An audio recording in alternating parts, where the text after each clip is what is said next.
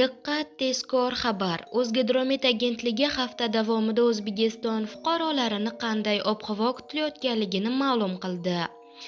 Barcha fuqarolar tezda soyabonlaringizni tayyorlang. Assalomu alaykum, hurmatli tomoshabin, kanalimizga xush kelibsiz. Agar kanalimizda yangi bo'lsangiz, kanalimizga obuna bo'lib, like tugmachasini bosib qo'yishni unutmang.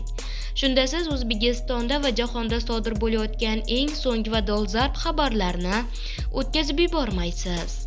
Diqqat qiling, hafta davomida asosan quruq va iliq ob-havo saqlanib turadi. Ayrim hududlarda havo harorati 38 darajagacha ko'tarilishi mumkin. Cho'l va shimoliy hududlarda esa kuchli shamol hamda chang to'zonlar kuzatilishi ehtimoli bor. Kunduzi mamlakat hududining katta qismida quruq va asosan kam bulutli ob-havo bo'ladi.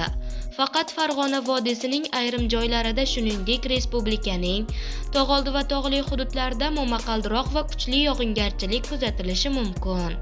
Ish haftasining oxirigacha O'zbekistonning barcha hududlarida yog'ingarchiliksiz ob-havo kutilmoqda.